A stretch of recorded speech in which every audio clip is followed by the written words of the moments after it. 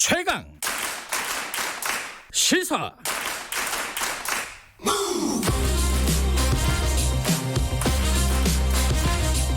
지금 여러분께서는 김경래 기자의 최강 시사를 듣고 계십니다.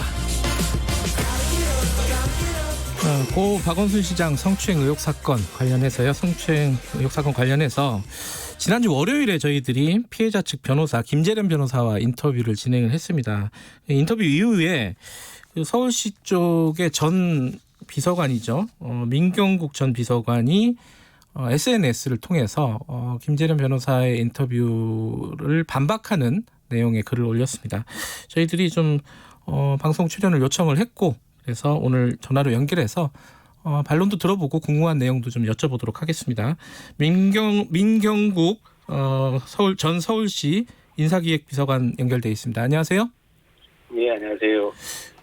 인사기획비서관이 정확한 직책이셨나요? 정확한 직책은 이제 기획비서관이었고요. 예. 인사 업무를 담당을 했습니다. 기획비서관인데 이름은 인사 업무를 총괄하는 직책이다. 이렇게 보면 되나요? 총괄은 과한 편이고요. 저는 이제 실무자입니다. 실무자시고요. 예. 언제부터 언제까지 근무하셨는지 좀 여쭤볼 수 있을까요? 청취자분들 이해를 돕기 위해서. 예, 저는 이제 2017년 5월부터 2020년 7월 10일까지 이제 근무했고요. 네. 뭐 중간에는 이제 시장님 선거 때문에 네. 캠프에 있다가 이제 나갔다 다시 들어왔습니다. 예. 그러면 피해자와 근무를 같이 한 시간이 그 근무 그 연도랑 정확하게 일치하겠네요, 그죠? 예. 처음에는 뭐 제가 정무수석실 소속했지만 이제 제 업무는 선거 전이나 후나 거의 동일했기 때문에 네. 그리고 시장님 업무를 제가 대면 보고를 주 1회 이상 했기 때문에 이제 시장실 데스크 비서분들과는 뭐 자주 만나죠. 예. 자주 만나고 그러면 개인적으로도 뭐 친하게 지내시는 편인 거고요. 예, 개인적으로도 그렇죠? 뭐 따로 식사도 같이 하고 저녁 술자리도 여러 시 같이 하기도 하고 그렇게 잘 지냈다고 생각합니다. 예. 근데 이제 저희들이 월요일 날 김재련 변호사 인터뷰를 했었는데 여기에 대해서 이게 사실관계가 좀 다른 부분들이 있다 이런 취지의 글을 올리셨습니다. 저희들도 봤고요. 그게 어떤 취지인지 먼저 간략하게 설명을 듣고 시작을 해볼까요? 예. 지금 뭐 처음에는 그 7월 13일 날 고소인이 저는 이제 일단 고소인으로 얘기를 하겠습니다. 네. 그 시장실에 자원하지 않았다 뭐 이런 얘기를 했었습니다. 기자회견 시에. 근데 그 뉘앙스나 이런 것들이 뭐 시장실에 강제 차출되고 강제 전보된 것처럼 얘기를 하는데 네. 시장실에 이제 일반적 공무원의 경우는 자리마다 정해진 직급 또는 근속 연차 등이 있어서 네. 인사과에서 이제 거기 올 수 있는 후보 리스트를 만듭니다. 그러면 저희가 그 리스트에 있는 분들을 검토하고 면접 대상자를 선정한 후에 면접 의사를 전제로 면접을 거치고 다시 근무 의사를 전제로 인사 발령을 내게 됩니다. 그래서 실제로 면접을 고사한 분들도 계시고 면접을 통과했는데 근무를 고사한 경우도 있고 그래서 시장실은 당연히 자의해온 거고요. 이거는 뭐 남자 직원 여자 직원 뭐 성차별적인 게 아니라 다 동일하게 한 거고 시장실이 되게 중요한 업무를 한 곳인데 원하지 않는 사람을 근무시킬 이유가 전혀 없습니다. 그건 또한 리스크이기 때문에. 그리고 뭐 이제 피해자가 고소인이 이제 부서 이전을 요청했는데 묵살을 했다고 그때 또 이렇게 얘기를 했는데 이제 부서 이전하는 것 전부는 이제 직원 개개인의 권리가 아니라 인사권자의 권한입니다. 조직 전체의 인적 자원을 배분하는. 그런데 다만 이 순환보직을 위해서 이제 한 2년간 전부를 제한하는 규정이 있는데 이제 그럼에도 불구하고 개인 사정 또는 고충 뭐 이런 중요한 성추행 뭐 이런 피해들이 있다고 하면 고충 상담 제도를 통해서 전보가 가능합니다. 근데 이제 고소인은 고충 상담 신청한 기록이 전혀 없고요. 그다음에 또 뭐 2년간 당연히 근무해야 된다는 것, 그리고 또 마지막에는 이제 승진을 전부하겠다고 서로 남겠다고 하고, 뭐 그다음에 중간중간에 저희가 많은 증언들이 있는데, 뭐 시장실 근무 4년 동안 매 반기별로 해서 한 8번 전부 요청을 했다는 것도 또 제도적으로, 논리적으로 뭐 여러 증언들에 의해서 말이 안 되고요. 그 실제 고소인은 이제 9급에서 8급, 8급에서 7급으로 이제 상대적으로 좀 빨리 승진했고, 실제 승진 후에 희망하는 부서에 전보됐습니다. 뭐 실제 뭐 전보 요청을 어떻게 했는지 모르겠습니다만 저는 뭐 들은 적이 없지만 뭐 식사 자리 술자리에서 조직한 조직 생활하는 사람들이 뭐 어디 가고 싶다 옮기고 싶다 이거는 사실 일상적인 얘기고 여기서 문제되는 건 중요한 건 이겁니다. 성추행 피해 호소를 전제로 전보 요청을 해야 그 전보 요청 묵살이 문제되는 겁니다. 내가 그냥 옮기고 싶다. 아니면 난 좋은 부서 가고 싶다. 이거를 묵살하는 거는 그건 권리가 아닐 뿐더러 예. 그 묵살이 문제가 아니라 내가 성추행 그 피해를 갖고 있는데 도저히 못 견디겠다. 난 옮겨달라. 이렇게 그걸 같이 연결돼야 이 성추행 정보 요청 묵살이 문제되는 거 아닙니까? 네. 근데 제가 아는 범위 내에서는 성추행 호소를 들은 사람은 없습니다. 그러니까 단순하게 자리를 옮겨달라, 다른 부서로 옮겨달라는 거 가지고는 그리고 또 공식적으로 요청한 것도 아니었다 이런 말씀이신 거죠? 근데 저 같은 경우는 이제 정보 요청을 들은 적도 없고 제가 주위에도 이제 그런 식의 정보 요청이 아니라 그렇게 얘기 들은 것도 없고요. 네. 그러니까 본인이 희망하는 거라든가 커리어 관리를 위해서 얘기했던 것들은 있을지 모르겠지만, 네. 성추행 피해 호소, 그다음에 정보 요청, 저는 제가 아는 범위 내에서는 들은 적은 없습니다.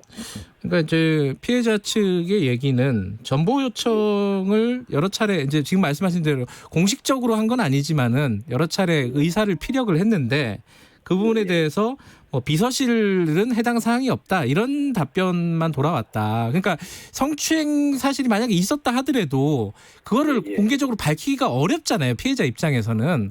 그런 상황에서 애둘러서 좀 다른 데로 좀 보내줬으면 좋겠다라고 여러 차례 요청을 했는데 그거 요구들이 해서 지속적으로 묵살이 됐다. 이게 이제 피해자 측의 주장이거든요. 그러니까 제가 말씀드린 것처럼 그 전보는 2년간 보통 이제 한 2년 정도는 해당 옮긴 자리에서 근무를 해야 되고요. 네. 이제 순환보직의 문제점이 있어서 이제 2년간 보통 하게 되고. 네. 그리고 그 전보는 피해자 권리가 아닙니다. 그리고 오히려 저희가 듣거나 주위에서 증언하고 하신 분들의 얘기를 들어보면 더 남겠다고 한 경우들이 더 많아요. 네. 그러니까 정보 요청을 어떤 식으로 했고 어떻게 진지하게 요청을 했고 했는지 모르겠지만 그게 성추행 피해 호소하고 연결되지 않으면 이건 개인의 희망인 거고.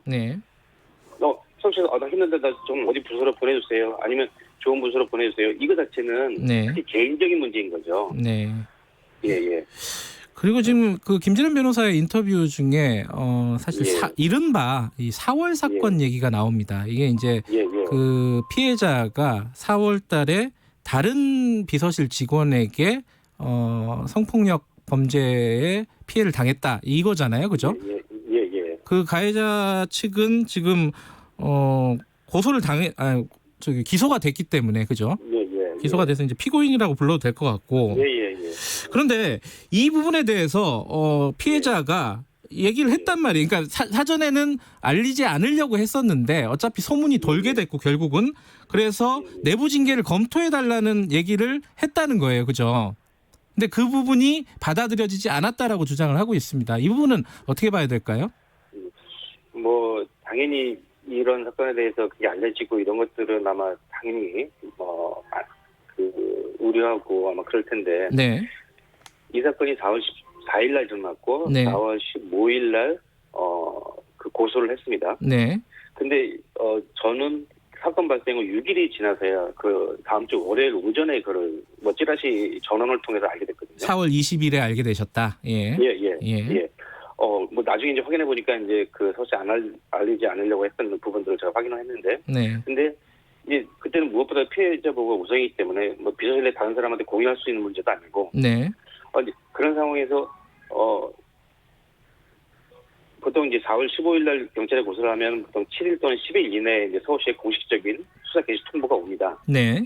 그러면 이제 그에 따라 성폭력 대응 매뉴얼 이런 거에 따라서 그 가해자로 그 된 사람한테 인사조치 대기발령 직위해제라든가 그다음에 이제 이런 것들이 이제 진행이 되는데 정작 서울시에서는 아는 사람이 거의 없었어요. 제가 아는 건 특히. 근데 제가 정확히는 알지는 모르겠습니다. 저도 이제 김진현 변호사 인터뷰를 통해서 알게 됐는데 고소인이 자기 스스로 6개 신문사에 이제 4월 사건을 제보했다고. 그래서 이제 사실은 서울시 내부 게시판이나 블라인드 이런 데서 더 이제 언급이 됐죠. 그래서 오늘 확장된 거고 모르겠습니다. 본인이 이게 서울시에 알려지고 이렇게 해서 이렇게 충격을 받았다고 하는 부분 당연히 충격을 받을 수 있는데 그게 어떤 범위인지는 제가 알 수는 없지만 누가 알고 있는지 모르겠지만 저희는 그렇게 최소화했고 그래서 이거를 그 22일 날 너무 이제 걱정이 돼서 제가 전화를 했던 거고 그래서 다만 이제 경찰에서 잘 이 프로세스대로 케어를 받고 있어서 안도도 했고, 예. 그런 상황에서 이거를 오히려 확장시킨 거는 이제 저도 이제 알겠지만 본인 스스로 인터뷰, 그러니까 언론사에 제보를 해서 네. 자기 자신을 밝힌 거죠.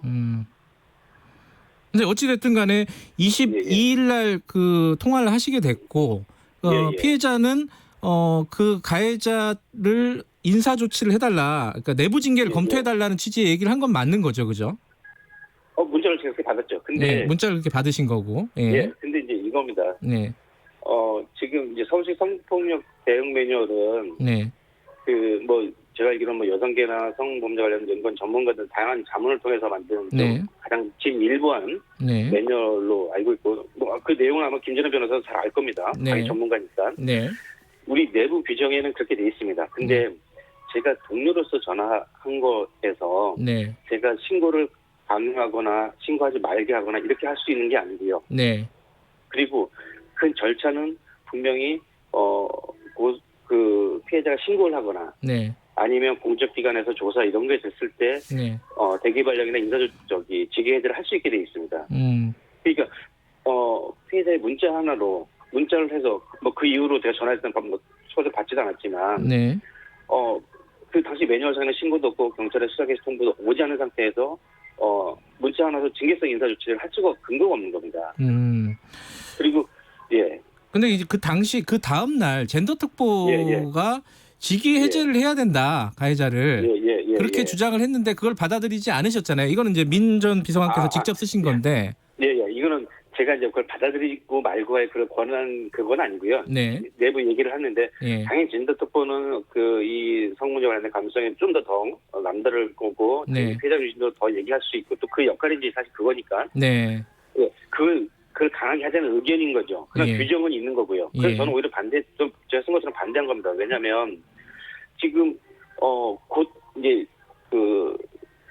고소를 했기 때문에 그 전에 아마 실제 이제 경찰의 규정대로 해서 목요일인가 왔는데 오면 그때 자동적으로 됩니다. 근데 지금 저희가 공식적으로 저는 찌라시 전원을 통해서 파악한 거예요.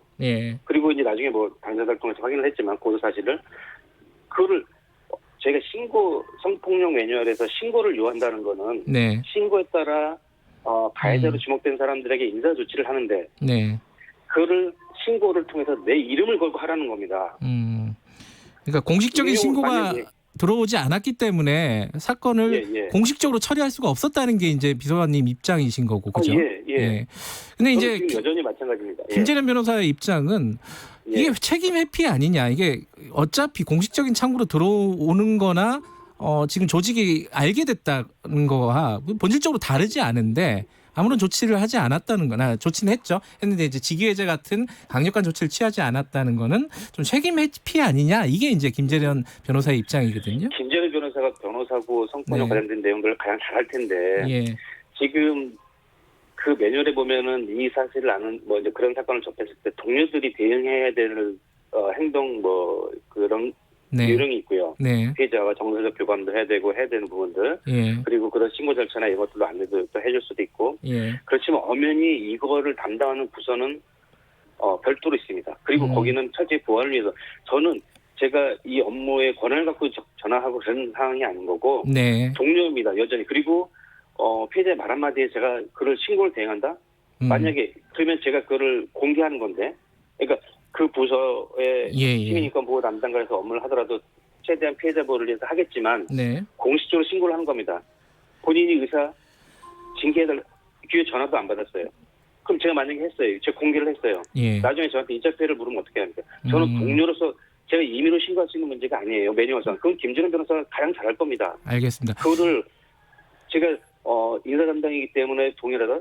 저는 인사 담당이 이전에 그 상황에서는 저는 동료입니다. 알겠습니다. 이건 하나 여쭤봐야 될 것 같은데요. 4월 사건이 김재련 변호사의 말은 서울시 내부의 구조적인 문제이기 때문에 이 박원순 전 시장의 성추행 의혹 사건과 맥을 같이 한다, 이런 차원에서 문제 제기를 했다라고 말씀을 하셨는데 여기에 대해서는 어떻게 생각하십니까?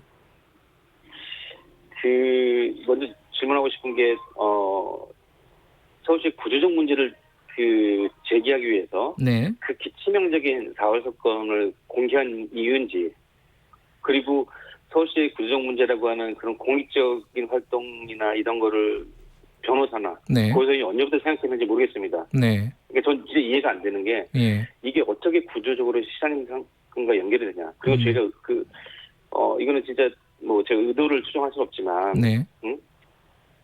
지금 지난주에 최강시사의 방송 자막에도 네. 4월 사건을 얘기하면서 자막은 여전히 박원순 시사 아직 끝나지 않았다고 돼 있어요. 네. 네.